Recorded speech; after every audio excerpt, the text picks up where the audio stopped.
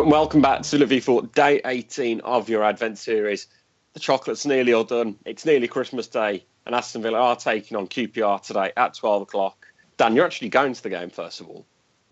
I am, yes. About half an hour train ride for me, so it's convenient. It's more like a home game for me. All the home games are away games for me. So, yeah, I've got a dismal away record though, so I wouldn't be expecting anything good from Villa if I'm going.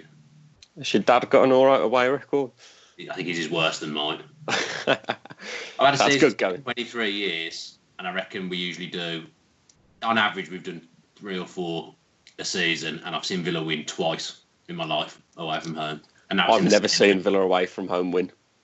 Well, never.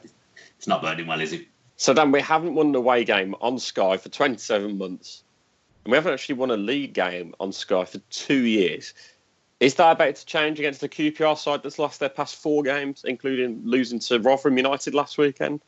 A few weeks ago, I'd have said yes, but we've not been great ourselves the last 3 games. I mean, I think QPR, according to I've got a couple of QPR mates, they're rank at the moment. Apparently, Holloway's come in and it just hasn't worked at all. He's not playing one of their better players. Apparently, in Silla, their only real shining light is that Cherry guy who we were linked with. I think they've got Stephen Colker at the back, who I've always thought is pretty dodgy. So, us in good form, I would have said yes, we'll go there and win, even though we are on Sky and we're away from home. But the last few games have got me a little bit worried. I think we need January to come around pretty quick so we can reinforce a few positions. So, how would you go to QPR lineup wise? Because Steve Bruce has promised changes after he said there was a performance that wasn't good enough. And the players didn't really turn up for the game on Tuesday. So what changes would you make? For me, you can't really do much to that back 4. Although, if Nathan Baker's fit, you'd swap him for Tommy Elphick. Obviously, everyone knows my thoughts on Alan Hutton. But to be fair, I actually thought he was probably in the better. I say better. He was no worse than anyone else.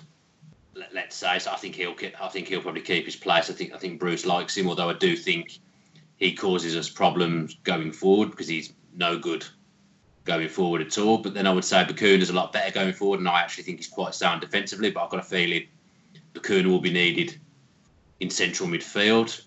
I reckon we'll get him alongside Jedinak. So we've got some legs. Grealish didn't have his best game the other day, but for me, he has to play. I expect Bruce will stick him on the left. Adoma will come back in on the right, and I think Ayew will make way because he wasn't great.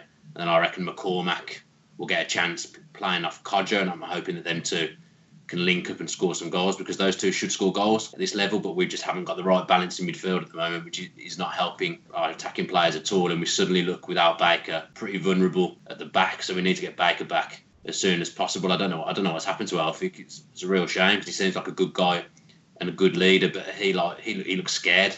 As for QPR, you've touched on it before, but their key man is, of course, Tijon Sherry, who was linked to Villa last summer, actually, when Tim Sherwood was in charge. He's possibly one of the best players in this league, but then they've also got possibly I'd say one of the worst defenders in the league in Stephen Colker. Yeah, he's rank. I've never rated him at all. He played for England, doesn't he? Yeah, somehow. He was on Liverpool. He was at loan at Liverpool. I think it was last season or the season before. Was it last season? Yeah. On up front. Klopp kept putting him up front in the last minute of games. I think maybe should go back to being a striker because he ain't very good. He's gonna have a worldie now. They'll sack him off though, isn't he? Obviously, he's going to be the best centre back in the world. Yeah, they're not great. If you're losing to Rotherham, who are the only team we've actually managed to beat comfortably this season, if you're losing to Rotherham, who are utter garbage, then you've obviously got serious problems. My QPR mates reckon that he was about 5th or 6th choice, and that they couldn't get in the manager they wanted, so they went with sentiment and someone who was a QPR man to try and appease the fans. He reckons they went through about 5 or 6 people. Well, of course, Gary Rowe is number 1 choice. We all know where he is now. Yeah, I bet he wishes he'd probably taken that gig. Now, I know it's nothing to do with what we're talking about. That decision is... it's utterly bizarre. Totally I don't know what they're ridiculous. Thinking. It is a dismal decision. He's done such a good job there. But that doesn't really fit into this video, so that shouldn't. No. Finally, can I get a score prediction from you for the QPR game? Jeez. I'll just say 2. I'll say 2-1 Villa. I'm going to go with 1-1, with your goal scorers being... 2 own goals from Stephen Colker.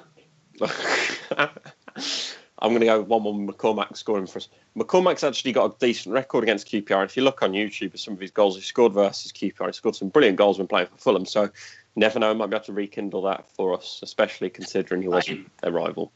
Play him. He needs games. He's not going to get. He's one of those players that needs a run of games, and he'll go on a run of scoring. He's a good player. He just hasn't worked so far, and we've played systems sometimes that haven't really benefited him. But we spent all that money on him. He's shown that he can score goals at that level. Him and Codger should both be, you'd think, getting between 15 and 20 this season. So they both, especially McCormack, needs to get a shift on if he's going to be. I think he will do. He will be a good signing. He'll come good. He just needs to get fit, and the only way you're going to get him fit is by playing him. So he ain't going to do any worse than anyone that played on Tuesday on Tuesday's showing, is he? Oh, I agree. So that is the end for our preview. Thanks for joining me today. Go and enjoy the QPR game. I'll try. I hope so. If you did enjoy this video, make sure dropping us a like below for the Advent series and comment in your score predictions. And of course, get your post notifications on and subscribe to the video. If you enjoyed that video, why not watch another one? Click the video choices on screen now to go and watch them in full. And don't forget to subscribe. Click on our logo there on the left and press subscribe. Easy.